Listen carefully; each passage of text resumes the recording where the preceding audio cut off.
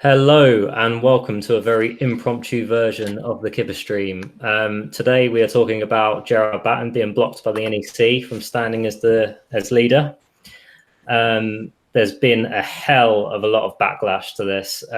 We're seeing people complaining everywhere, people quite high up in branches, people across the spectrum, some people even trashing their membership guards. So yeah, what have you been making of this, Michael? Oh, what a fucking mess from start to finish, doesn't it? Well, putting the drama that goes on in YITA aside, because that's a whole other issue of itself. From what from what I can gather of all the information available, it seems that most of what the NEC are doing, it seems to be on a very tiny technicality, and from what I can, it seems to be mixed messaging. Because one email says one thing, and then another email will say another. One of the points they were saying that old Batten handed his application in really too late, and somehow that was unfair to other candidates. And I always fail to understand that argument because to word it exactly, this was when they first announced that Gerard would be barred from standing. He put this was the email given out by Piers Walcott, who's the returning officer. It said, "Dear member, on Sunday, the 7th of July, the NEC voted not to allow Gerard Batten to stand. The NEC is the party's governing body." This is the one they sent after. The one they sent originally had barely any information whatsoever. Let me get it here. There actually that the NEC ruled on Sunday that Gerard Batten should not be allowed to stand in the coming election for the leadership of the party. Gerard chose to submit his nomination papers shortly before the deadline for nominations after having said before that he was not going to stand. Several potential candidates decided not to put in nomination papers that afternoon once they discovered that he was standing after all. What has that got to do with Gerard not being able to stand? It's a load of rubbish, in my opinion. And because they had such a backlash from this, there was a donation page which was set up by Alan Craig. I believe this is how much money is it was the requirement, and I have it on my phone. The requirement was 2,500, and it's now on 3,489. So almost a full grand over what they actually need. Yeah, so this was a legal fund against the NEC for this decision, because basically how they're describing this ban on Gerard standing is that, let me get it up here actually so I can get you a full information on this. So they're basically saying because of his association with people who can bring the party into disrepute. But if you actually look at the party rules when it comes to this matter, according to the party rules H.16, it states, any member who invites a member of an organisation on the prescribed list to speak at a UKIP meeting may be subject to disciplinary action under section AA of these rules of procedure. What they haven't chosen to pay attention to there, though, the NEC, is that Tommy is not a member of any of the prescribed lists. He left the EDL over 5 years ago. So yeah, basically the NEC have gone bollocks to that. We don't care. Tommy Robinson, Reed, we're gonna block him because basically we don't like Gerard, we don't like Tommy, we don't like what's happened, so we're gonna block him on a technicality which isn't even in the party rule book. So they're basically talking shit. So because I was reading up on one of the Kipper Central articles, one by Reese, and he makes a very good point that that is a very valid rule to have, but technically speaking, Tommy Robinson isn't part of that, isn't on that list. He used to be, but he hasn't been for, what was it, 5 years? Exactly. Are we going to really hold that to people? I mean, Tommy Robinson, as far as I can tell, I've always been very neutral on the man. I'm neither pro nor against him, but he's considerably more restrained than what he used to be.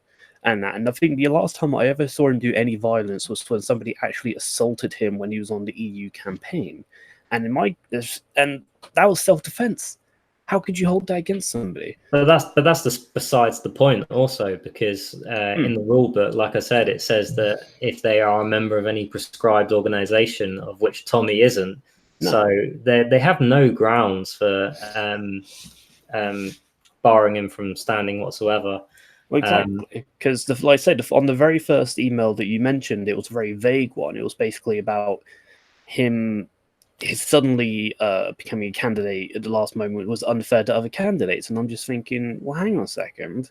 If they wanted to run as leader, they should have just kept running for leader. What was the point of backing out? Like, I understand when we spoke to Richard Brain and that, he said if Batten stood, then he would back down because he didn't want to run against him. Fair enough, but not every candidate had that position with Batten and that. Some of them just wanted a new direction to go in, so they decided to run. And then, for whatever reason, when Batten decided he did want to run, they backed down. That was their choice. They weren't forced to do that. There was nothing in the rules saying that they had to back down, as far as I am aware. So making that as a point is just. But they've since rolled back on that, and they're not really saying that's the reason why anymore. But from the first email, you would not know it because they seem to totally conflate the two issues. Yeah. Basically, there was no issue as far as I could tell. The first email from Piers was the most worstly. That's not even a word. It was the most badly worded email I've ever seen. They must have known that this was going to cause an absolute fury, so you could at least get your facts right. And they clearly did not. They were not interested in putting together a coherent piece of information as to why he was barred. Well, that's where the second email comes in, doesn't it? Because clearly that email was a load of trash. Let's be honest. Like, there was no argument there. And since the NEC got called out by both Batten and Kipper Central, and I must say, if you haven't read the Kipper Central articles, go for it, because they fill with really good information about the whole thing. And they since came out of an email earlier today. I can't remember. I think it's about 5 o'clock or so. And it was pretty clear that they were doubling down on, like, look, Batten broke a rule, therefore he can't stand. They completely ignored the points that they went with earlier because they knew it was just bullshit. So now they're going forward with this tiny technicality, which really is nothing at all, because it's not. Batten hasn't broken any rules, and that they're basically conflating it that he has, even though in technicality he hasn't. It's pretty clear the NEC has an agenda here, and that is they don't want Batten. I mean, it's pretty bloody clear at this point. That's the first thing that I took from that email, was that this was a straight, fuck you, we don't want Batten, and we're not changing our minds. That's basically all I got from that email.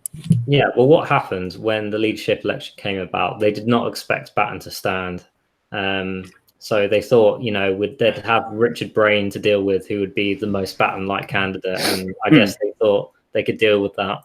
And then they saw that Batten was standing. And then they realized that his support is major within UKIP. So they started shitting themselves.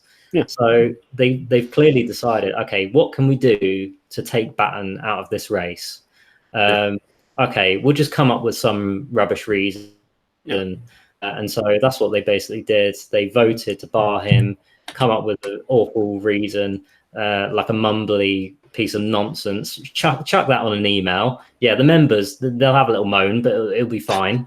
Then there was a massive backlash against them. People like donating to legal funds against the NEC, people tearing up their membership, all this kind of stuff. And they're like, oh crap, there is a big deal about this. There was somebody. Okay, we'll try and justify it. We'll try and justify ourselves even more by writing another email or by Piers to address this, which again is a load of nonsense, just like the other one. Just this one is a bit more detailed, but it's the same old nonsense, really. Yeah. Shall I read the second email? Yeah, go for it. I'm just looking at the chat on YouTube at the moment, and we will get around to reading out any questions you might have, chat, but we're just kind of venting and getting all the details out first. So yeah, crack on. Okay, well bring in your comments, because we're interested in what you have to say. Oh yeah, but let's get the details out first, and then we'll start taking some stuff. Yeah, okay, so it says here, dear member, on Sunday the 7th of July, the NEC voted not to allow Gerard Batten to stand. The NEC is the party's governing body. Every NEC member is elected by the party members, and every NEC member is an activist who works for no financial reward, blah, blah, blah. Yes, get to the point. The NEC found that Gerard had brought the party into disrepute by allying UKIP to people detrimental to the party's reputation, which isn't in the rule book, but they'll just chuck that in anyway because, why not? We can just make it up as we go along because we're the NEC. We'll make it up as we go along. Well, I think the thing is, if BAM was associating us with something like Antifa or an actual fucking not protest group, but like an actual riot group who was going out harming people, Front, I would understand. Like but like, if you look at the vast majority, like especially the Brexit rally one, with Tommy Robinson and that, everybody on Tommy Robinson's side, peaceful, perfectly well behaved, and who were the people who got arrested? A bunch of Antifa thugs that turned up. So I really struggle now, like, to see the argument that Tommy Robinson is a disreputable person. He may have been in the past when he was considerably more radical, but he hasn't been that way in a long time. Yeah, but I would even heavily dispute that, Michael, because I've been following Tommy Robinson for 10 plus years now, and the EDL, they had a Sikh division, a gay division, and a bloody Jewish division. So I wouldn't exactly describe the EDL under Tommy as anywhere near far right. It's ridiculous. Oh no, I didn't say far right. I just like radical in the sense that not even radical, to be honest. Well, in the sense of the stuff that he did now, he wouldn't be doing today. Like, because even he said he looks back on the stuff he used to do and he kind of regrets some of it as being a little bit not extreme. Well, it was far right, but extreme in like the actions that he got himself into. That's all I'm referring to.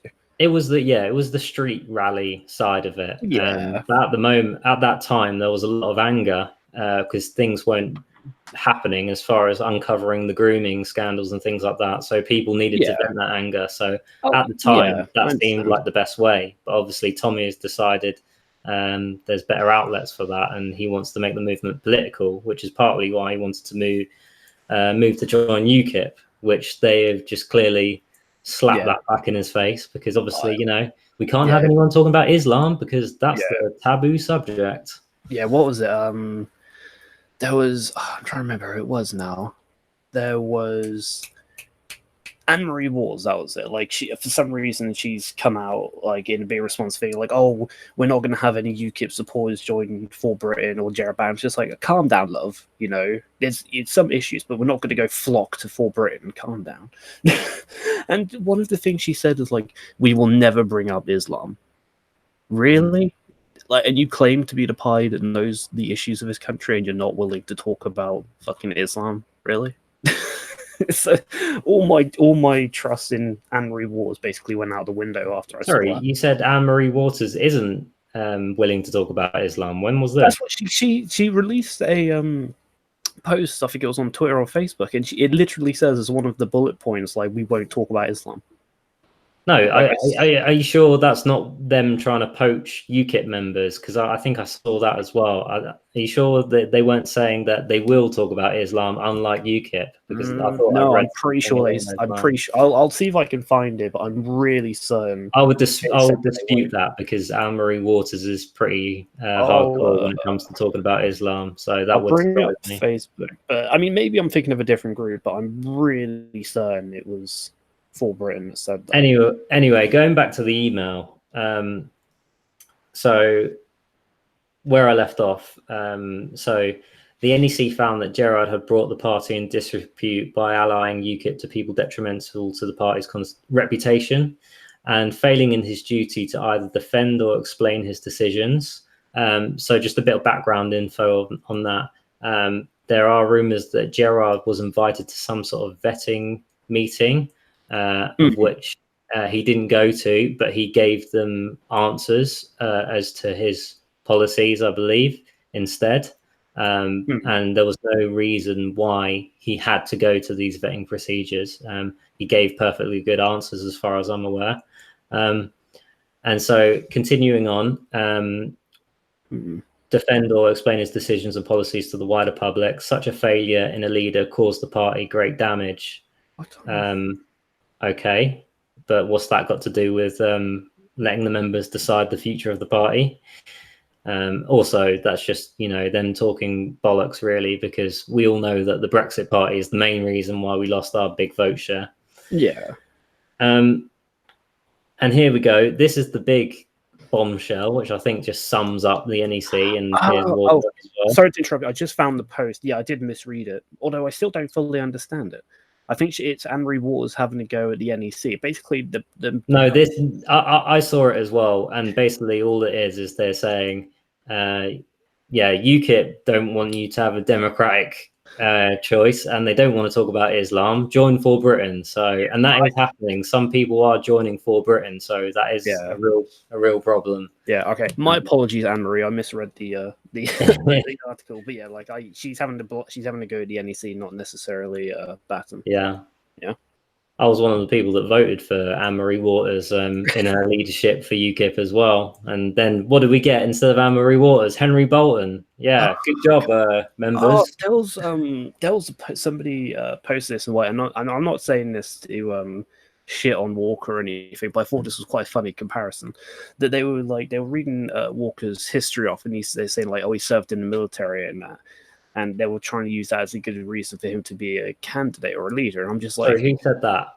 I was just noticed it as a passing glance. It was somebody posted it on YI. I can't remember who it was. I just noticed it, and I was just thinking, do you not remember Bolton? He served in the military and served in the police, and look what he did to the party.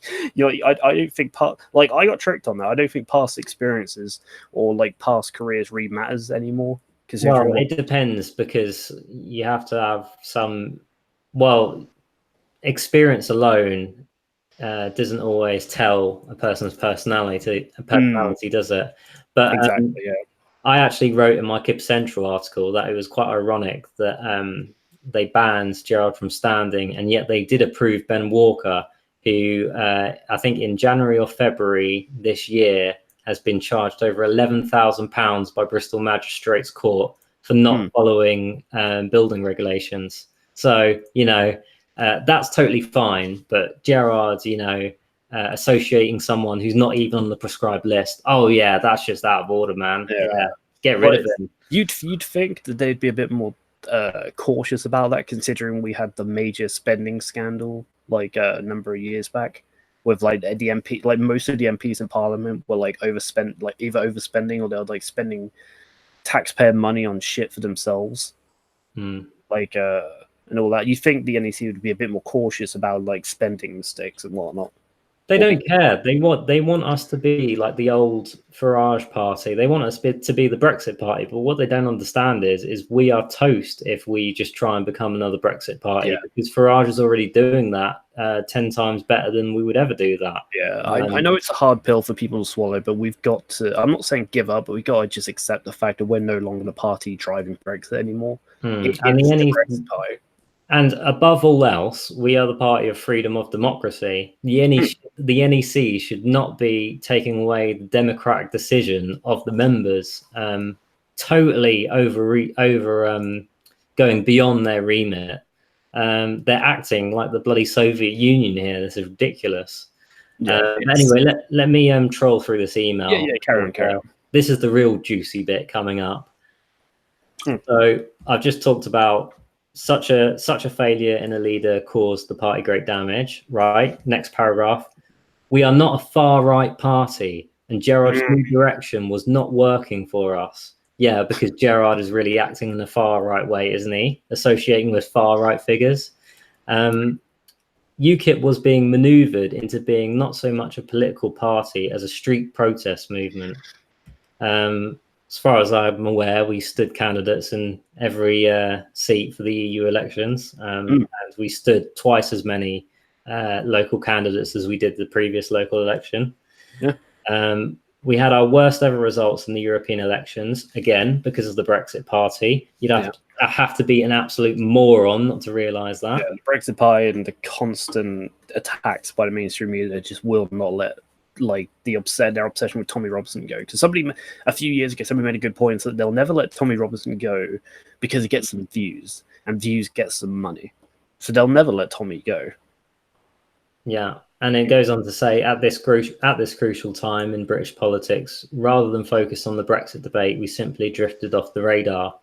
Well, again, Brexit Party. Do you not have like any brain cells whatsoever? Were you just born literally this minute? Have you not heard of Nigel Farage and the Brexit Party? Do you not know that he is the face of Brexit, and UKIP is never going to take votes away from Farage in any great capacity? You'd have to be a moron not to realise that, but it clearly shows that the NEC is a bunch of morons. Yeah, but, it's just it's as I said, like the Mr. Farage. Nigel Farage being Mr. Brexit, that like people will vote for him and support him, even if they don't necessarily like the man. They just want to get out of the EU. At this point, they will just do whatever gets them what they want, and that is Farage. You will have Farage loyalists who'll go wherever he goes, and that's perfectly understandable. I have no contention with them, but there are so many people that are just so angry with Parliament that they will just vote for Farage. They vote for who they know. They vote for who they know, and who they know is Farage. Farage was UKIP leader for 10 years. He had his own show on LBC. He's in the TV every week. Of course, people are going to flock to him. Gerard Batten was in the post as leader for less than a year. He didn't have time to establish himself whatsoever. No, he spent way too much of his time just trying to stop the party from collapsing. Yeah. So anyway, as the email goes on, these errors were compounded by a leader who refused to speak to the mainstream media. No UKIP message got out because our leader chose for it not to get out. As far as I'm aware, he appeared on loads of mainstream media, on BBC with Andrew Neil and everything like that. So again, that's bullshit. Yeah, Ban was the NEC again talking a load of bullshit. Yeah, Ban was on. I think Ban was probably interviewed more times than I could think of any other political person. Honestly, like he was everywhere. He was on radio stations. He was on different TV show interviews. He was on. Was it Russia Today? He was on I think he was on Good Morning Britain or whatever it was. It was all over the place. And you had people like Richard Brain going on BBC and all the other stuff like that. Richard Brain is kind of Gerard's right-hand man, isn't he? Ban and Brain, they were both everywhere. They went on there and they made it very clear that, look, they want to talk about the Euro election. We want to talk about the issues come out. It's not their fault that the mainstream media just will not let stupid bullshit go. Yeah, it goes on to say here, those members who did appear on television or radio spent the whole time defending his decisions on his associations and little or no time getting across the UKIP message. As if that's Gerard's choice. I'm sorry, NEC, that Gerard didn't have a choice of the questions he was given. I'm really sorry about that. Yeah. If only Gerard could like preset his own questions for his interview, then that would be fine. Yeah, like they don't comprehend the fact that. Sorry, let me just vent this anger here. Yeah. Go for it. The NEC are a bunch of Stalinist wankers. Okay, I'm announcing that on Kipper Stream right now. Stalinist wankers. They can go fuck themselves if they think we're letting this happen.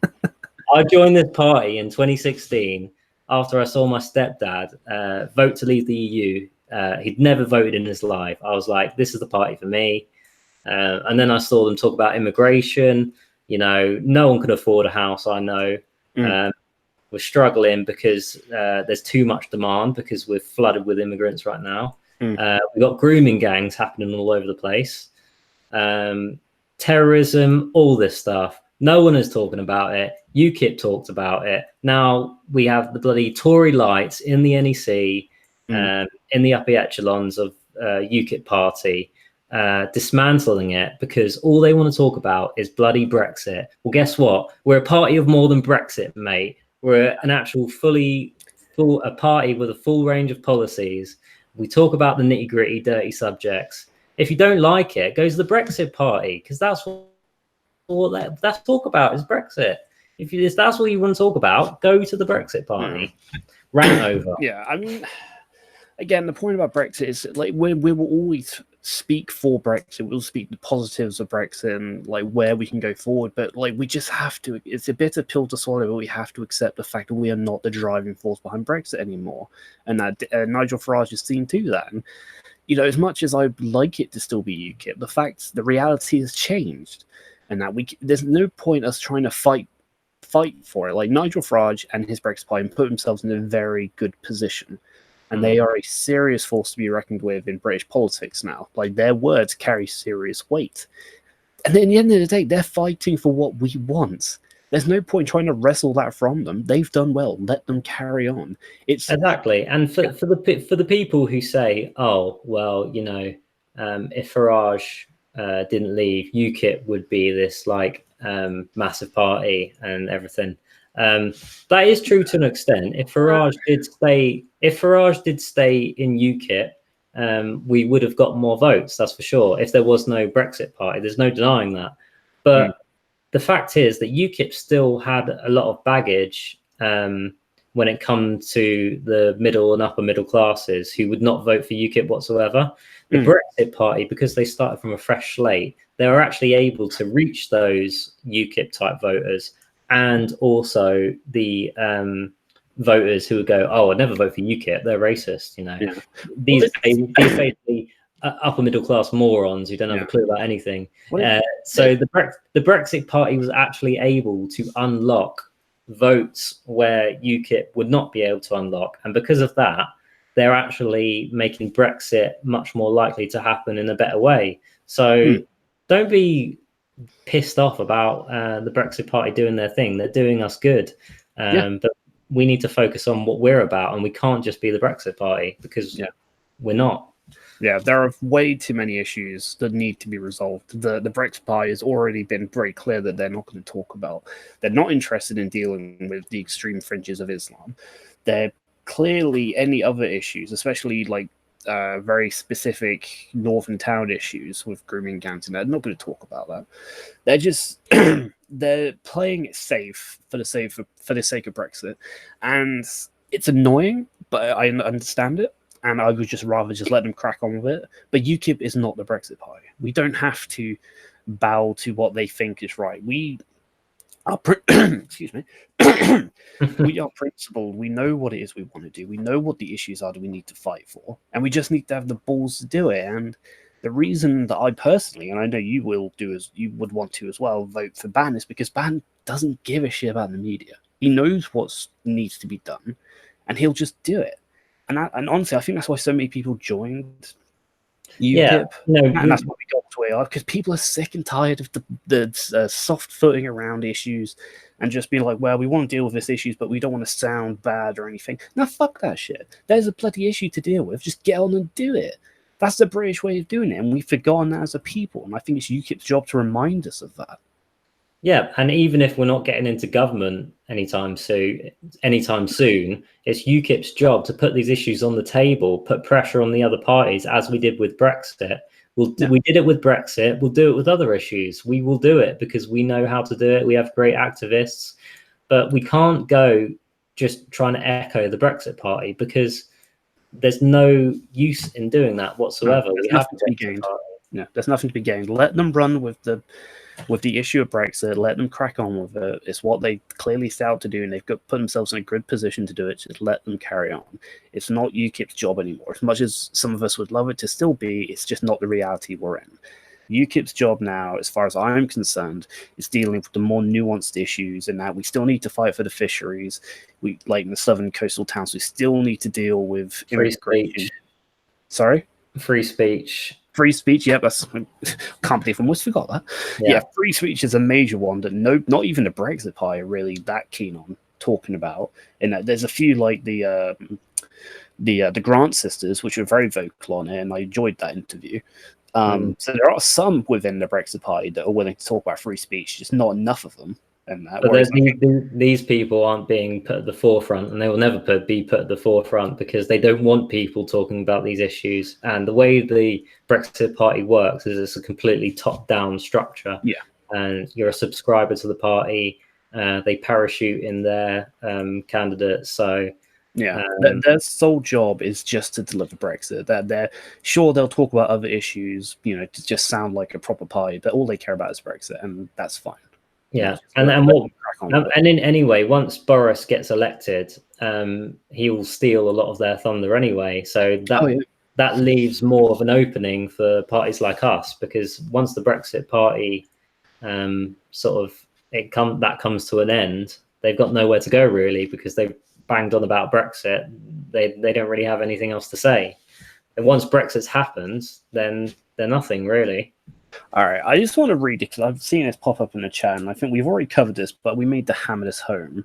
And I think we both know who this person is, which is Jake HB, and I think you can kind of determine who that is. Oh, middle class tosspot. He's always moaning about everything. Yeah, go on, read his comment out. I'm interested in what quite a lot of them, but it's essentially, it mostly just comes down to Batten broke the rules. Well, we've already discussed. Yeah, but we've already established that, Jake, that the reasons why they've barred him from standing is because of his association with what they perceive as someone too radical or far right, when in fact in the party rule books it states they have to be a member of a prescribed organization, of which Tommy isn't. So they're going against their own party rule book.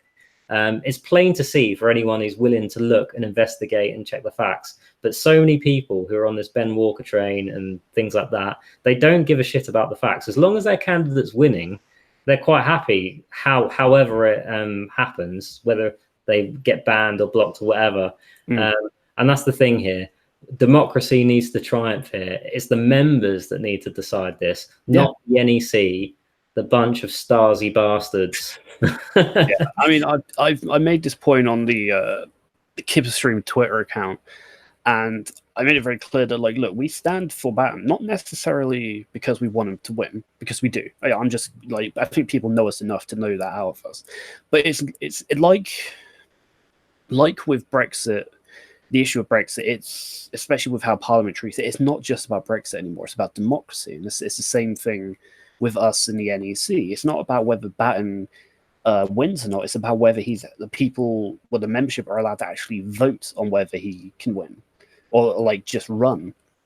They're basically acting like Gina Miller here. They don't like the result, and so they want to get rid of him. It's ridiculous. They've brought up some really vague rule in the rule book, and they've tried to extrapolate a false course, and it doesn't exist. Well, exactly. They've interpreted a rule incorrectly in order to justify their cause, which, if you read this email, well, we've already read most of it. Do you want to bring up the rule again? Because I feel it needs resaying, because I think there's some that don't like understand it.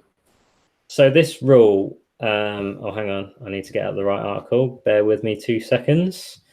It is vague, Jake. If you didn't like read the email, it's pretty fucking vague. Okay, well, they're like we read in the email just now, that they're blaming his association with people that are of a far right nature. Essentially, that's basically what they're saying in a long, drawn out, pathetic way, in my opinion. And the rule which I'm referring to is H.16, which is is one of the ones which most closely aligns to what they're talking about. And the rule says, it states, any member who invites a member of an organization on the prescribed list to speak at a UKIP meeting may be subject to disciplinary action under section AA of these rules of procedure. And as I've said before, Tommy is not a member of any of the organizations on the proscribed list. He's not a member of the EDL. He's not a member of the BNP or whatever other organizations are on that list. We already know the story. Well, at least if those that don't, I'll explain it real quickly. The story behind Tommy and the BNP is that he joined it when he was pretty much unpolitical. It was when he was only just starting to get take an interest in it, and he saw what the BNP had to say. We don't like immigration, we don't like that sort of thing, and he was like, okay, that sounds like the sort of thing for me. And so he decided to join. He went to go check it out, and then quite shortly after that, he began to realize the issues with the BNP. And I think he left within a month or two. He didn't stay with him for very long. It was very short. Yeah, well, this was when he was super young, and he obviously saw the issues which were happening in Luton, a town which had 1 or 2 mosques when he was a young kid, which now has about 30, and is obviously dominated, at least in Bury Park, with women wearing burqas and terrorist organizations running around the streets when he was younger anyway. But anyway, let me get through the rest of this email because I'm so near the bottom of it now. So this second email, which Piers sent out to justify himself, after the massive backlash against his ridiculous email, the first ridiculous email. So it says here, finally, Gerard frequently expressed his reluctance not to stand for the leadership. What's that got to do with anything, first of all? He's allowed to contemplate on a decision. No, he's not allowed to contemplate. You're not allowed. Oh, you want to change your minds? No, definitely not. You're out. He said, led the party to its worst defeat and would not seek re-election. Even after submitting his papers, he still let it be known to many that he was not sure whether he wanted to continue. It was not clear, even on the day of the NEC decision, whether he would withdraw. He had a great opportunity to put the party first, to withdraw and call for unity. He chose not to do so.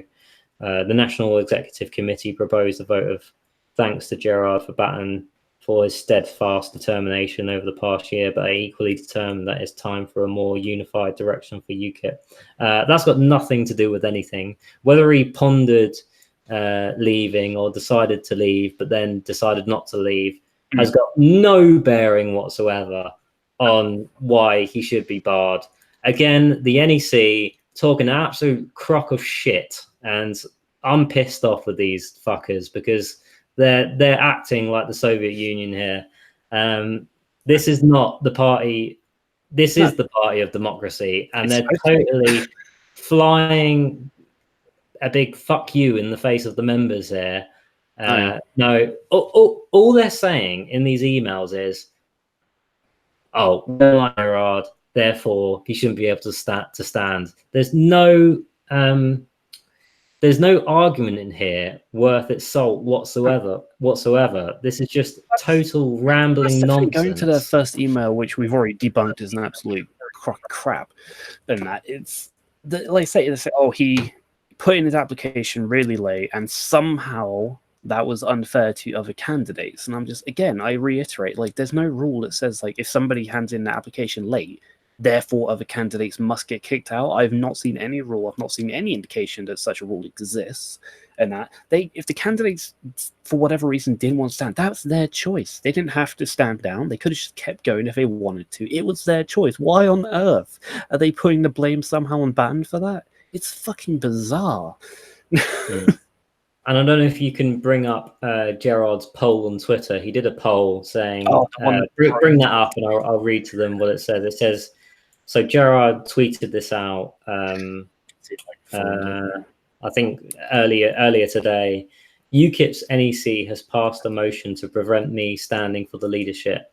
I was only going to stand again to prevent the party from folding. What do you think? Should I be allowed to stand or not?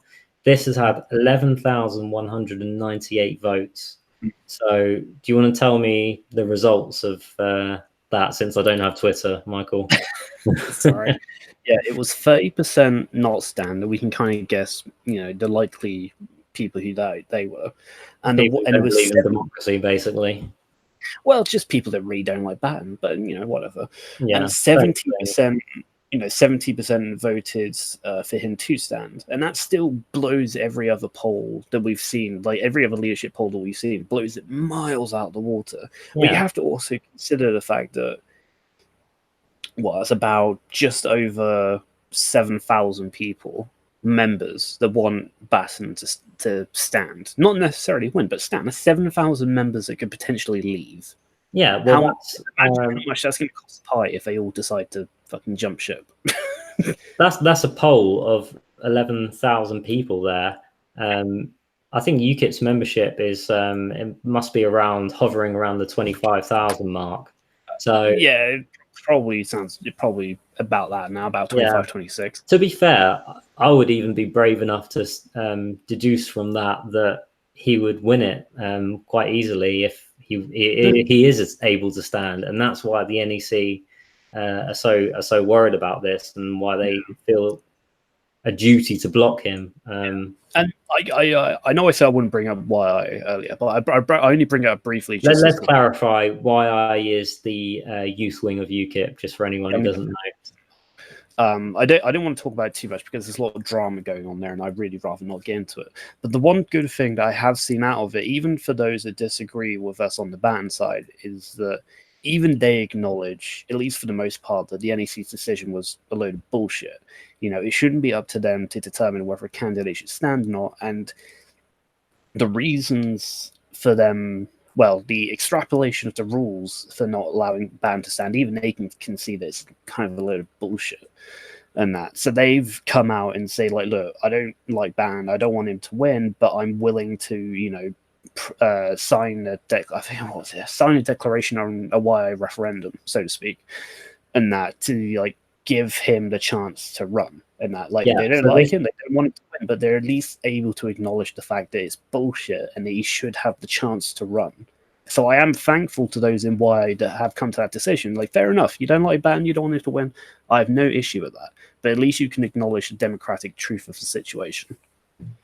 Exactly, yeah, and this is great for YI and the exec, even the ones who don't agree. YI Young Independents, that they have said agreed to this referendum from Young Independents as to if Gerard should be able to stand or not, because I think this was actually the case when Henry Bolton had a vote of no confidence. There was actually a referendum then by Young Independents as well, and that actually succeeded, and that was helped part of the campaign. So hopefully, again, Young Independents can lead the way on this, and potentially, yeah, and especially with the lawsuit that's likely, but now more than likely going to hit on the NEC, because I was talking. I say talking, but I asked Richard Brain earlier, and he has confirmed that he will stand, since obviously the situation with Ban's going on. And it just makes me wonder that if Brain's going to run and Ban's still going to continue with this lawsuit, I'm really curious to see whether the NEC are even going to remain intact after all of this. Because Brain. The thing is, we are going to lose quite a few members if they stay stubborn on this, which will be unfortunate.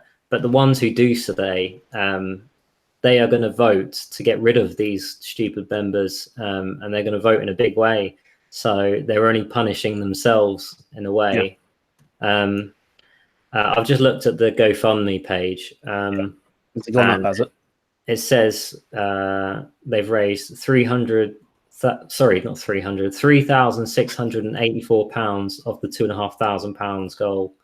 And it says here, let me read the description. This was in one day. They've managed to raise £3,500.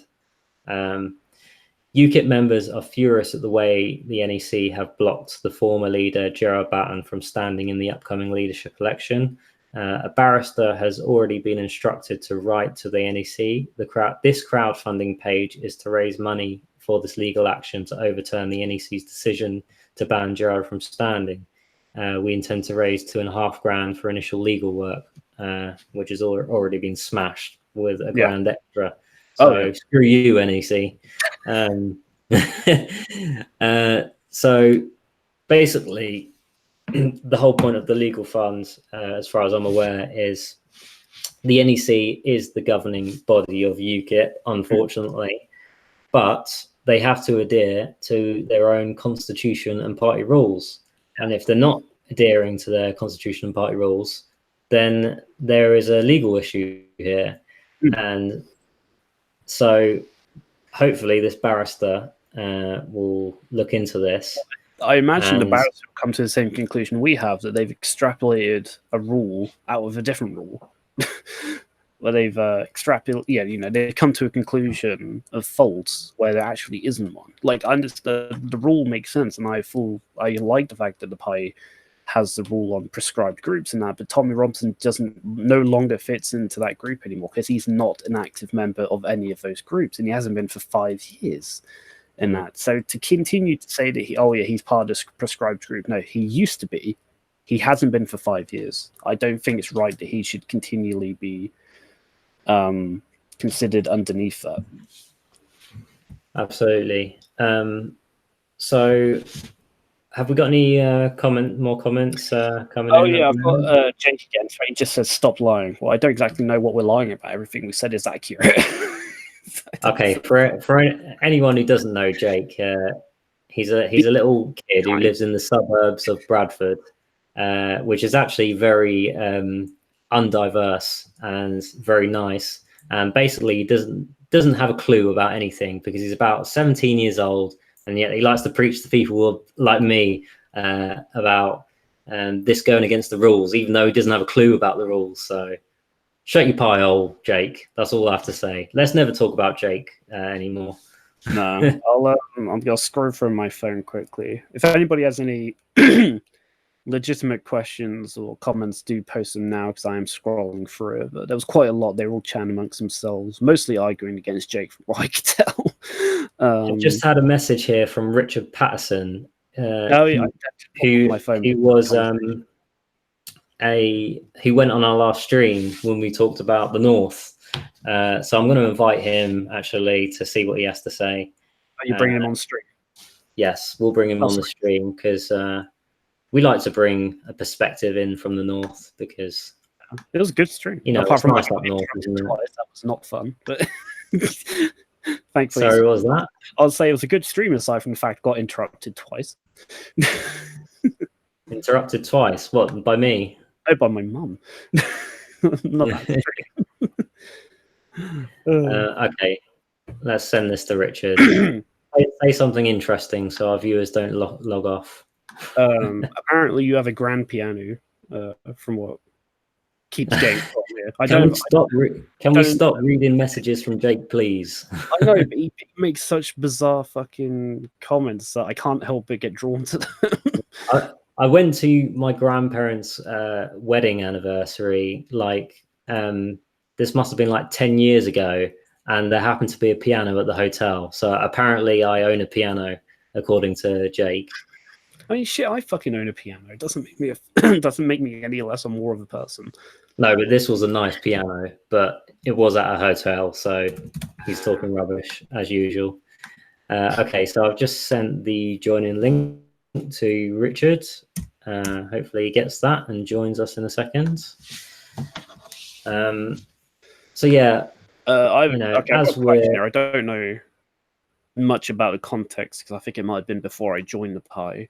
But it says, my question is to you, why did the NEC support Gerard Batten when Farage asked them to have a vote of no confidence? Now, I don't remember this. Can you repeat that again? Yeah, the question is, why did the NEC support Gerard Batten when Farage asked them to have a vote of no confidence? Now, this must have happened before I joined the pie, so I don't know the context of this. I missed the last bit. Why did Gerard Batten... Okay, why did the NEC support Gerard Batten when Farage asked them to have a vote of no confidence? That's a good point, actually. Probably... yeah, I don't know, actually. Probably because Gerard Batten, they didn't really know enough about Gerard Batten at that point to really understand what he was doing. And they didn't know how the election would go. And so maybe they thought if they interrupted at this point, they would upset a lot of people. What they didn't count on is that they've actually upset even more people by doing it now. So yeah, this is just NEC being NEC. I don't think there's any particular conspiracy there. Yeah. By the way, Luke, Damien isn't the one reading the chat. I am. Just letting you know, because he keeps shouting at Damien. I'm just like, he's not seeing this. It's me reading it. Okay. Richard has asked me to invite him by email because otherwise it doesn't work apparently. So I'll do that. Yeah. So I am seeing comments, but they're not really ones that make a whole lot of sense, or at least they're not real questions. That's okay. I am in the chat, you know, why does Damien look awful? He doesn't. He just has a bit of stubble. I mean, yeah, this is me when I'm pissed off. Situation it always baffles me. This is when I'm pissed off. I grow a beard, and I'm pissed off at the NEC. You like the bearded Hulk. Yeah. I'll tell you what, I'm going to run for UKIP leader one day, and it's going to be full Ian Paisley, no holding back, no taking any shit, It's going to be Gerard Batten on fucking steroids, I tell You're you. going to get the vicar collar, are you? Yeah. Okay, I've just invited Richard again, so hopefully it works this time. Why does Damien look dead? He doesn't. Again, like fucking. It might be because I'm in my new apartment now. Yeah, but the lighting is the same as before, except you have a white background instead of a closet. No, that's not true actually, because I had a light just sort of just over there, and it was shining on me. So it's probably I've got the blue light from the screen, so maybe that's part of it. Mate, you need to get one of those selfie rings, man. They're cheap and they're really useful. That's what I'm using. Yeah, but I'm a working class geezer. I can't really afford that at the moment. It's only like $4. We've had Richard join us. Richard, so what are you making of this shitstorm? Oh, it's a joke. It's an absolute joke. Can you hear me? Yeah, so, you know, what do you think's the reasoning for them banning Gerard here? Do you think they have any legitimacy in what they're saying? Oh, he's gone quiet. Yeah. Say something, Richard. Can you can't seem to...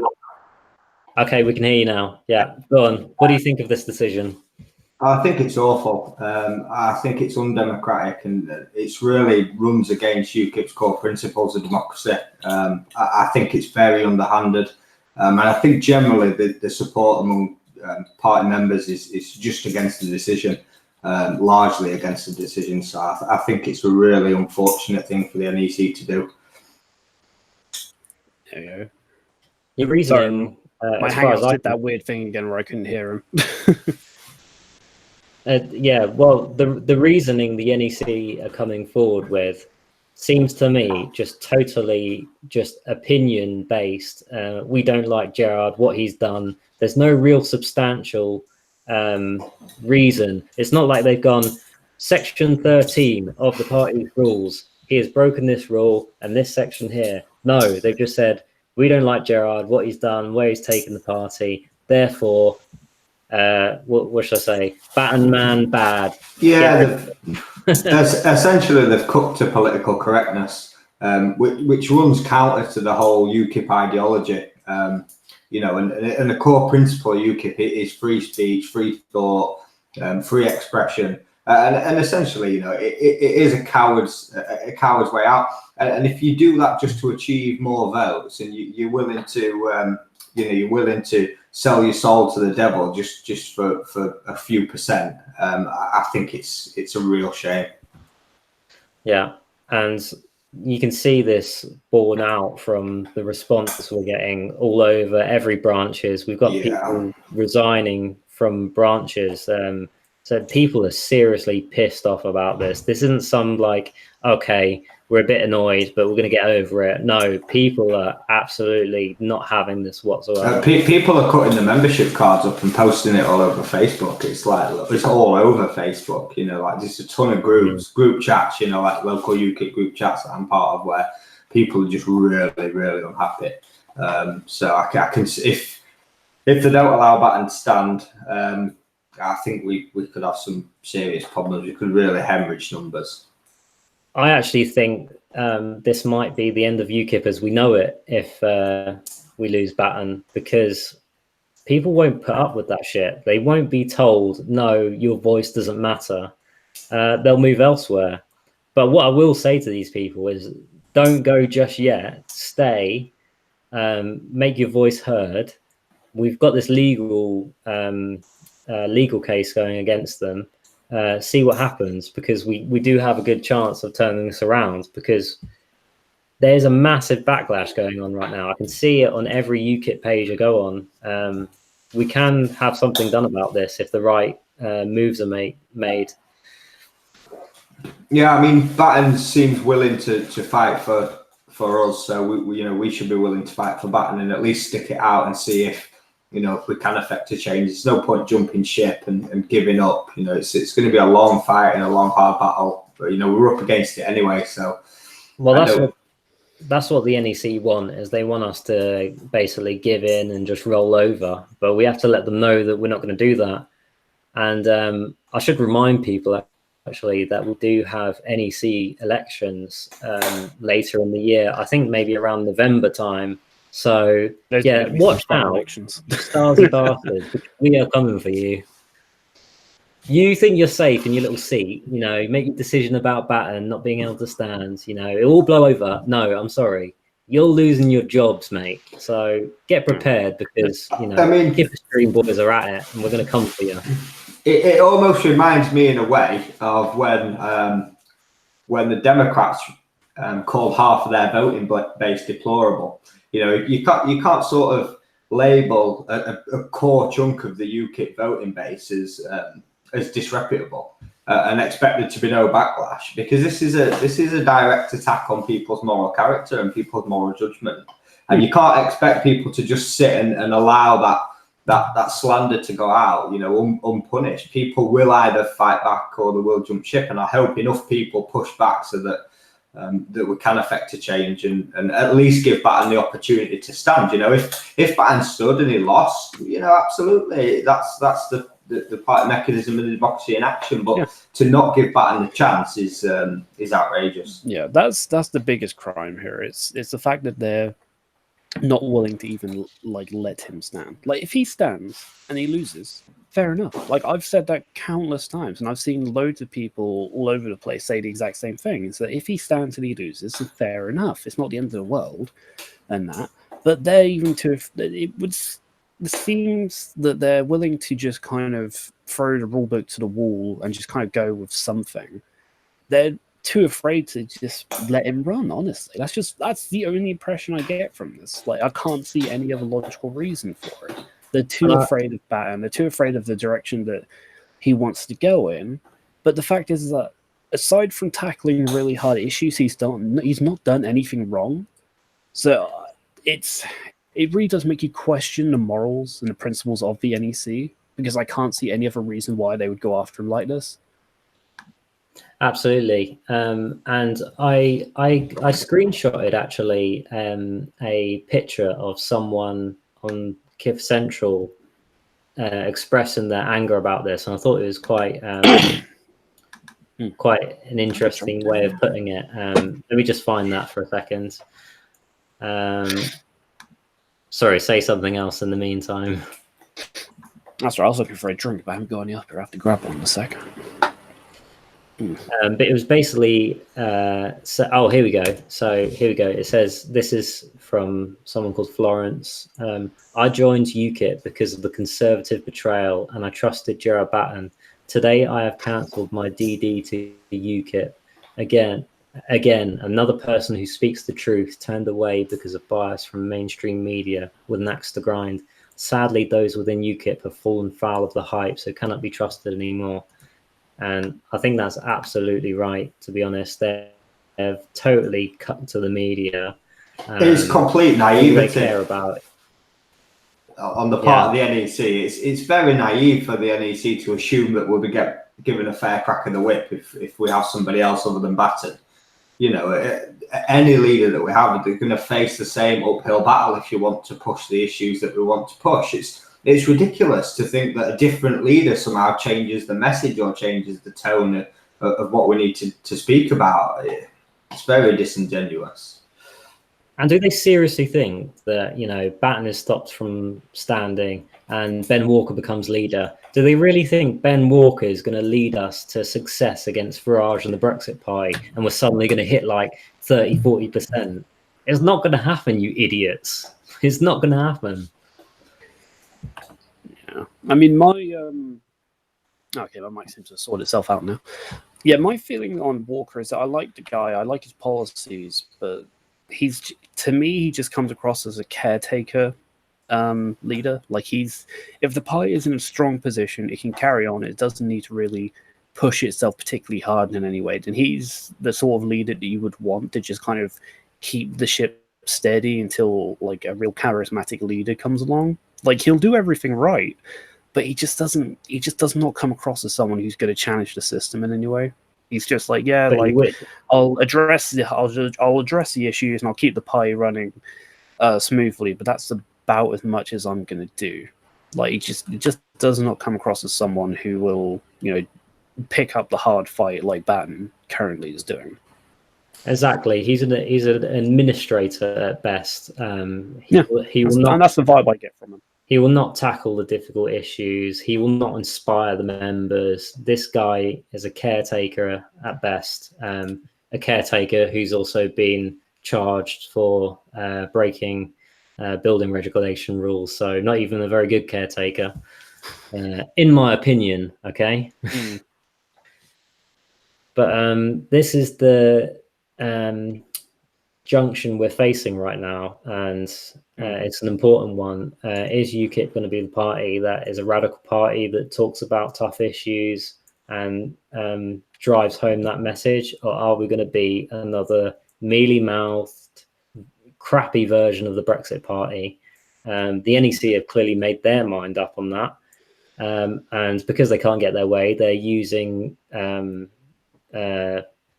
methods which aren't even in the party rule book. So now it's time to fight back, because I think it's important. We have the momentum at this point. We carry on this momentum, because if we lose this and we lose Batten, it's not looking good. I have to admit it. And I'm a stalwart believer in UKIP, but I have to say I will not be inspired if Gerard is not able to stand here and someone like Ben Walker comes in. It's going to be bad news. Yeah. I mean, sorry, go on. Yeah, I mean, I don't think Ben Walker will. I watched Ben Walker talk at Wigan, or a recording of it, and I don't think Ben Walker will talk about the things that Batten will talk about. When challenged on his stance on radical Islam, Ben Walker's response was to say that he opposes all forms of religious extremism, radical Islam, radical Christianity, and other forms of extremism, which nobody pushed back on him when he said it. But if I was there, there's no way This goes into exactly what I said, though. He's a safer vote because he says things that are safe. He doesn't say things that actually matter to people. Like, it's like against rape. Somebody please do something? It's not exactly stunning and brave, is it? Will somebody please do something about those crazy Christian bombings going around Cornwall? You know, those Christians are at it again, getting the old bombs out. It's like, it's a real problem. Well, this is it. I mean, that sort of response is a really sort of asinine, weak response, a way just to say. I mean, what essentially Ben Walker's doing is he's dog whistling, and the reason he's dog whistling is because he daren't say what he actually thinks. And a few people have said to me, "Oh, but read his response. It's clever. He's saying that he'll deal with it." No, he's saying that he daren't talk about it. You're either willing to talk about it or you're not. You're willing to discuss these issues openly and frankly, even if they make people uncomfortable and they put you in a personal situation, or you're not willing to talk about them at all. And there can be no middle ground. Not when you're talking about free speech. There can be no centre ground that pleases everybody. You either need to say the things that need to be said, or you don't. And I don't think Ben Walker will say what needs to be said. He'll cook out. Yeah.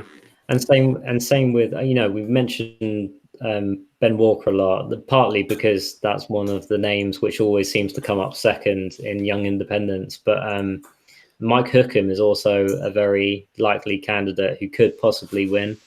Again, watch his interview on Good Morning Britain and see how much of a useless candidate he is as well. He's not willing to talk forthrightly. He'll dance around the issues and then condemn the bloody his own leader of UKIP. Yeah, great work, Mike. Good work there. Yeah, I should point out. So I was just going to point out, we are not an official UKIP channel. We are unofficial. We are just members who come together to speak our opinions. So us venting our opinions on candidates, it's not against the rules. It's just us being honest. And because we're not official, we're not breaking any rules. I just wanted to point that out there just for the sake of clarity. But yeah, carry on. Yeah, so if I want to call the NEC a bunch of fascist wankers, I'm allowed to, and they can't do anything about it. Yeah. So fuck you. You're off to the gulag. Yeah, I'm off to the gulag. As Gavin McInnes's father would say, do your worst. Well, it seems the NEC are trying to do that worse, and they're making the situation fucking worse, aren't they? Yeah, but there is a huge amount of support here. We've got the legal case, as we've stated before. The momentum is on our side. Every part of the UKIP membership is roaring up at the moment. We're not going to take this. We're not going to roll over here. We're going to get something done about this. I just think it's really funny, and I'll highlight this because it's something that did come up a lot in YI, and I've seen a few other places that people are saying, "Oh, if Batten wins, we'll lose all these memberships, and it'll be fucking terrible," and that. But the fact is that the same things that they were predicting are happening, but not because of the reason that they thought it was. It's because the NEC are not allowing him to stand. We're facing the same fucking problem.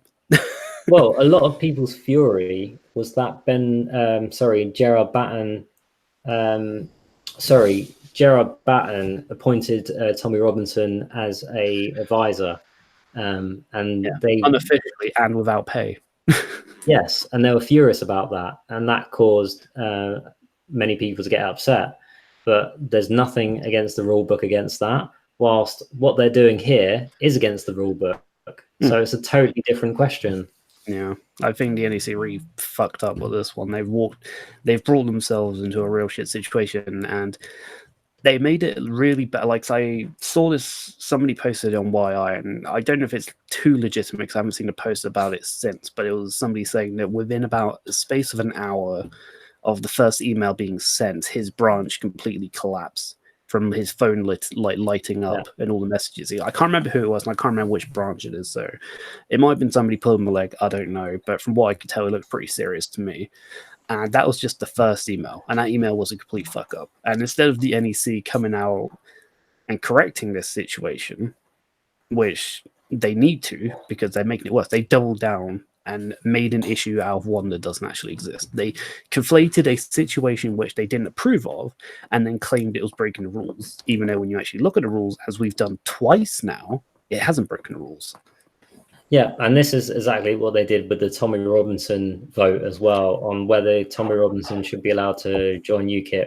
They said initially, okay, we're going to put the vote to the members. And then they said, oh, no, actually, we're not doing that because of, again, some other stupid reason. And that was actually Tony McIntyre, the chairman, who said some ridiculous reason last time. I can't remember the actual details, but they basically try and worm their way out with the most measly mouth crap excuses ever. They're a joke, and they don't represent the members whatsoever. They knew it would We need pass. to get rid of these bastards. I mean, the reason they didn't allow the membership vote was because they knew the membership vote would pass. Yeah, exactly. And I remember being at YI National Conference, and when the idea of Tommy Robinson joining, there were cheers everywhere, someone waving a big Union Jack. People wanted this to happen. And instead they were like, nope, we're not interested in supporting a political prisoner. We're quite happy for him to go to jail because we don't give a shit about integrity or morals. We just want to be Mr. Farage because he's our hero. I've got a few points here I want to bring up because Luke has made a few of them, and I think we should address them. And it's essentially about since we're talking about branches collapsing, why don't we talk about my branch? It was collapsing a lot of the people's branches. They're collapsing because of the direction of Batten. My response to that basically is if people wish to leave because they're unhappy with the way the direction Batten wishes to go, they can do so. Nobody's forcing them to stay. If they honestly don't like the direction Batten's going, they're more than happy. We're more than happy for them to leave if they really want to. It's unfortunate. I'd prefer they stayed, but I'm not going to force people to stay. At the end of the day, the point we make again and again is democracy. It should be the members that decide, not the NEC who aren't the members. I know they're voted for by the members, but this is a matter for the membership to decide. It's not the NEC who decides who the leader is. That's a matter for the membership. God, okay.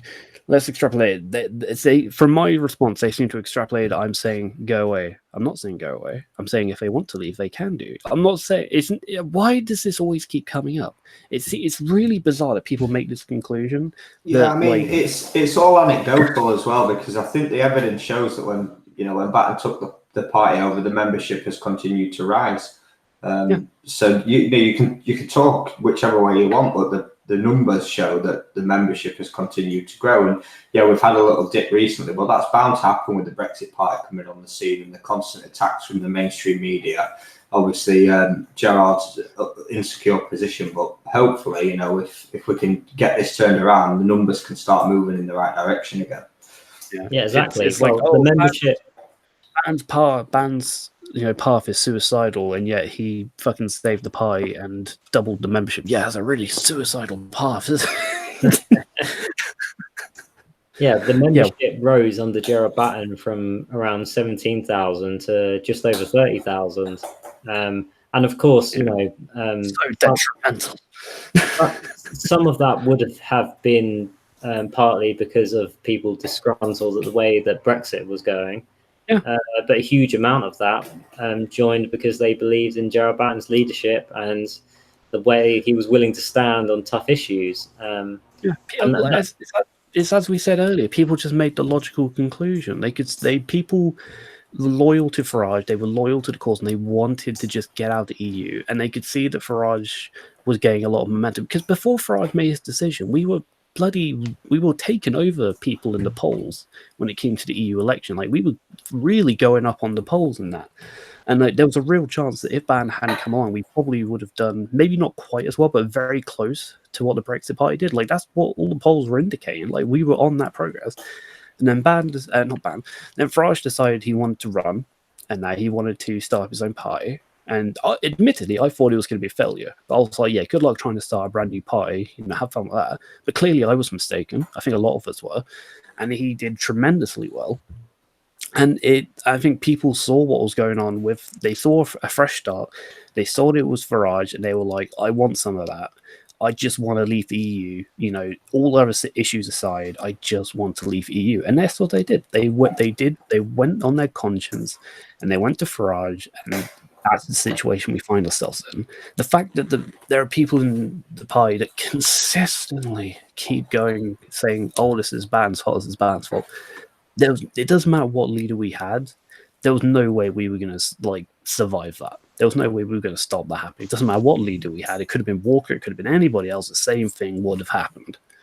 It's much more about the leader when it comes to the success of political parties. You can see that with Jeremy Corbyn now, how he's basically destroying the Labour Party, which is one of the greatest things I've seen. And the same with Farage and Brexit. Farage literally just made the Brexit Party from scratch and turned it into the Farage Party. And so people are going to vote for him. Yeah, because... but the thing with Gerard is... Yeah. We've mentioned this before. Gerard did not have time to establish himself properly. He was only in the post for a year. Farage has been doing this as UKIP leader for 10 years, been on every news show, you name it, right? But what Gerard did do is really increase the membership and have a membership which was very happy with him. And he supported the membership greatly. The membership reciprocated that appreciation for Gerard, and so he's done wonders for the membership, even if the voting share might have dipped, which again is almost entirely down to Farage. He has done wonders for the membership. Yeah. Somebody said if we actually continued on Brexit instead of gallivanting off about Islam and Tommy, then we wouldn't have had the Brexit Party to continue. I disagree, purely on the basis that, as we said before, UKIP is not just the party about Brexit. We are a multi-issued party, and why wouldn't we want to address real issues and that? And it's a real fucking issue. Why wouldn't? And Tommy is an expert on that. It's a logical conclusion. The only downside about that whole situation is because of political correctness and the mainstream media being biased cucks. That's the whole reason. That's always going to be a hard fight. It doesn't matter which party it is. The mainstream media and the political correctness attitude that's been indoctrinated into British society is going to make dealing with the radical sides of Islam really difficult. That's never going to end. It was always rigged against us, and we know that. But the fact that we had Farage campaigning against us, that was just game over. I mean, that comment, I think that comment really misses the point, because you can't disassociate Brexit from Farage in the mind of the average voter. You know, Farage is Brexit. So the average voter, a man on the street, you know, that those two are absolutely inseparable. So to have an idea that UKIP could run on a single policy of Brexit against Mr. Brexit with the Brexit Party is the most ridiculous thing I've ever heard. You have to focus on other things other than Brexit when Farage takes the field. You know, like you have to.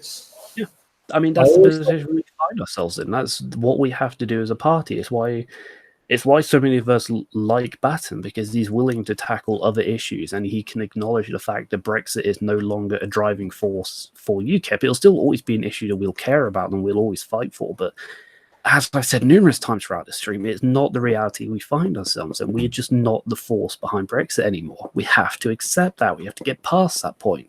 We have to be moving on to other issues. And dealing with radical Islam is one of those issues. I'm just sorry, but we can't ignore that. I mean, if you're ignoring that, you're just as bad as every other fucking political correct cunt, to be honest. The only thing I would say with Batten is he does need to speak to the mainstream media. I understand the media will smear, but I feel that every time he goes into one of the engagement, it comes out winning. He'll never lose votes, because anyone who's watching who agrees with him won't get turned off. So you can only win from that situation, because you know the people that you turn off were never going to vote for you anyway. I that's the one criticism I would agree with on whoever says it. Like, Batten deciding he doesn't want to go up against the mainstream media. Like, I understand perfectly where he's coming from, but I think it's one of those things he's just going to have to do. And that, that's the one criticism I will accept of Batten. He is going to have to deal with the mainstream media. Yeah. And when we look at how Carl Benjamin dealt with it, he dealt with it brilliantly. Because every time he went to one of those gatherings that he did, people would come up to him and say, like, I saw your news, I saw the bullshit the mainstream media was spouting about, and I saw straight through it. So it does work. The only people, like I say, it's one of those misdirection sort of things, misinformation. Just because the media says, oh, this is a bad person, doesn't in any way mean that the public are going to buy it. Yeah. And that, because we already know that mainstream media is failing. Like, across the board, it's failing. Yeah. And that. So just because mainstream media says, oh, man, bad, whatever it is, doesn't mean that people are going to buy into it. It's just one of those things you're going to have to deal with until you win. Well, it's just, again, it's the reality we find ourselves in. I think that was rather an off the cuff, fucking hell, I can't speak today. Off the cuff comment from Gerard, actually, saying that he wasn't that willing to speak to mainstream media. I think he will. I think people like I think he'll get persuaded into people doing it. like his communications, head of communications, will definitely put him in positions to where he will be speaking to the media for sure. He should just only do it wearing a dirty smear merchants t-shirt. Exactly. Yeah.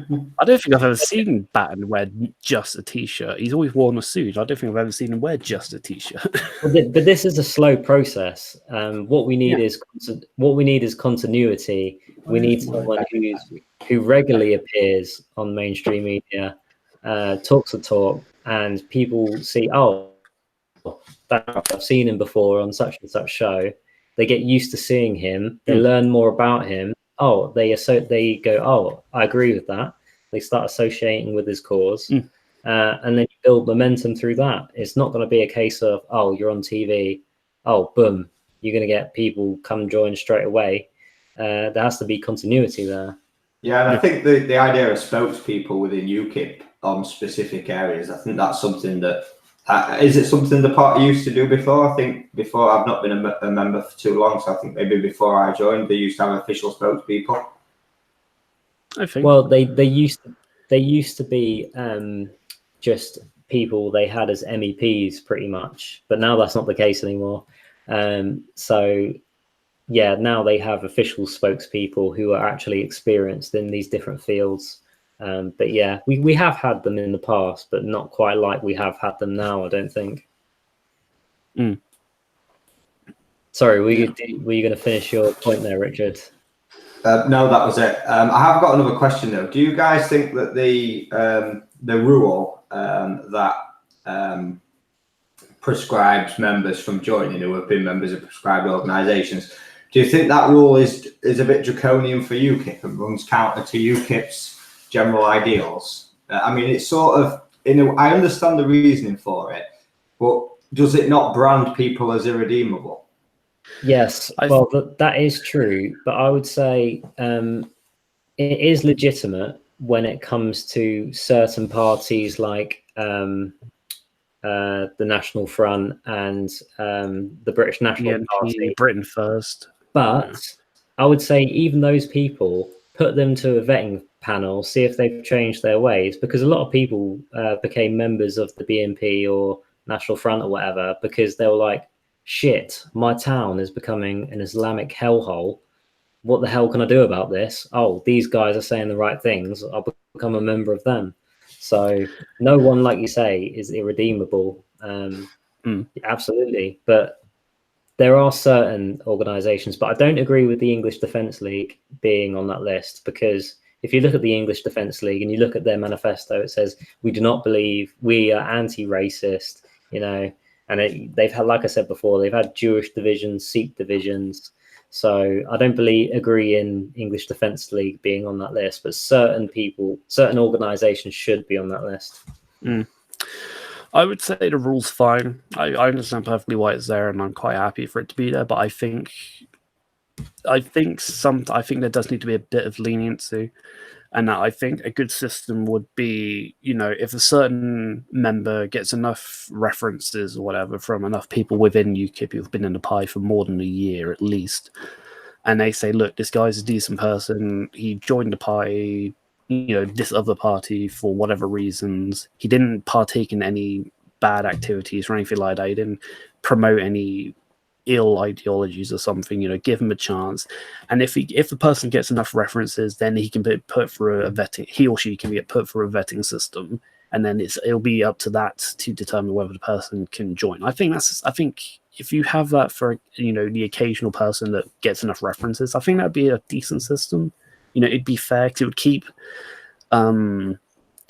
would keep, you know, I don't want to say the bad types because that sounds really odd, but it keeps out the problematic that people, but it gives people the chance to join the pie out of not fully understanding it. It gives them a chance it gives them a second chance essentially to, you know, get involved with something that's useful and good, and, you know, makes them redeemable. So I think that would be an okay system to go for. Well, there was actually quite a touching moment on Sargon's tour, Carl Benjamin's tour, when he visited all the places in the southwest and spoke to members of the public. And there was actually a Welsh guy who he met in Bristol. He was actually involved in some. I think he was like involved with white nationalists, and he was basically involved in some white nationalist supremacist type thing. And he moved away from it, and Gerard spoke to him and said, you know, this is not the right way, you know, but you are, you know, you can have a second chance here and move away from this and move forward in a positive way. And he was actually quite inspired by that, and he was like, thanks for talking to me, thanks for acknowledging me as a person and not as a piece of filth. And it looks like he possibly made a change there, and that was good to see. I think a good way to bring people on board that are kind of not necessarily trapped but kind of misguided into those other parties or activist groups is to kind of put out an olive branch and be like, look, if you want to take a different route, if you want to change your ways and fight for a good cause, and that, then, you know, we, you know, go through our vetting system or something, and we'll see what we can do if you're able to join us and you'll be able to fit in. I think that would be a nice olive branch to hand out to people, because I'm sure there's tons of people in those prescribed groups that could be of benefit to the party, and they're just kind of trapped there because that's just where they ended up. Well, I think the other side of the coin to that is, if UKIP doesn't talk about issues to do with immigration, free speech, Islam, grooming gangs, this type of thing, who you handing the debate to is going to be to the more far right radical elements. And these people we're going to make it easier for these people to recruit and actually make things a lot worse for society, because people will come to the wrong conclusions instead of what UKIP believe in, which is the democratic way of solving these issues. Except not according to the NEC. Except not according to the NEC, who think we should be another Farage's party, but another crappy version of it. Yeah, I think this is something that I said a long while ago, but it was like earlier in the year when we knew the ban was going to be standing down soon. I made this complaint known. It was that I'm concerned that the old school UKIP traditionalists will make some maneuvers to try and get their preferred candidate in place, because they want to take UKIP, as you said, back to the good old days of what, only about Brexit, and that's the only thing. And I'm like, we're just not going to get anywhere going in that direction. We need to be pushing forward in other directions. Reverting back to how things used to be isn't going to work for UKIP. That time has been and gone. You just need to accept it. Even Farage said himself, UKIP is a radical party. If it's not a radical party, it dies. So yeah, and there's nothing inherently wrong with the word radical. It's just, it really depends on the context of like what the type of principles are. Like radical Islam is a fucking problem because it's bad for the gays, it's bad for the LGBT communities, it's bad for women, bad for children especially. But radical.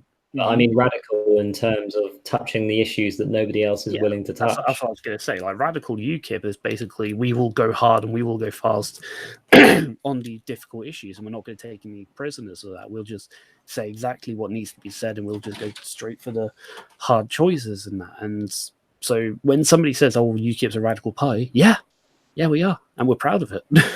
Yeah, we're free speech jihadis. I wouldn't go that far.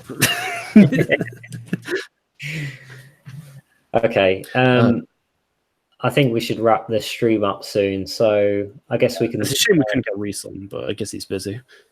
Sorry? I was saying it's a shame we couldn't get Reese on, but I guess he's busy in France. Yeah, well, Reese Coombs, who we talked about earlier, has initiated this request for a referendum in Young Independence about whether Batten should be able to stand. So we'll see what happens there. As for the case on the whole, like I said numerous times now, we have this legal fund, which is that over $3.5 grand now. Probably massive over 4,000 by the time I wake up tomorrow. Exactly, yeah. Massive backlash from the members. I don't see this going away anytime soon. I think the NEC are going to have to approach this or face the consequences. I think it's going to be face the consequences because they've already doubled down, so I don't see where they can go now. I don't see how they're going to get. The only way I can see them getting out of this saving face is just by resigning, to be honest, at this point, because they've lost so much respect through the membership now. Like, I can't see how they're going to get out of this without just doing the honourable thing and saying, we were wrong, we will allow Batten to run, and we will resign. I think that would be the honourable thing to do. Whether that'll actually happen or not, I don't know. Well, if you're a new viewer here, subscribe to the Kipper stream, because we'll do another stream at some point soon. We've also got things like the Southeast Conference, which I'm going to. So who knows? Maybe I'll be able to give you some extra content there. We'll see what happens. But yes, subscribe to the Kipper stream. We'll definitely do another stream at some point, talk more about this, because people need to know the information, what's going on here. We can't have an NEC taking decisions away from the members and basically deciding who they want as leader. This is bullshit, okay? And something's going to happen here. Don't you worry about that. Any last words, Richard? Since you're the only Northerner here. As always. No, I think just just what we need. I think just hopefully Batten can challenge this, be successful, and then put the vote out to the members and be the democratic party that we claim to be. That's what we need to do now, in my opinion. Yeah, and yeah, I totally forgot. Stay tuned to Gerard Batten's Twitter feed because I'm sure he'll have things to say about this. Absolutely. Oh yeah, especially now that he's reached his funding target for the lawsuit. Like, I'll probably hopefully get an update by tomorrow about where that's going to go, since they got their target already. Yeah. So yeah, check Gerard's Twitter feed to see what he's going to say about this in the next few days. Subscribe to the Kipper stream and stay tuned. Try not to be too disreputable. Oh, I'm just Exactly. full on Battenist degenerate. I'm a dissident. Come after me. We're the deplorables and we're proud of it. Yeah. All right. See you later, deplorables. Bye, guys. And service guarantees citizenship.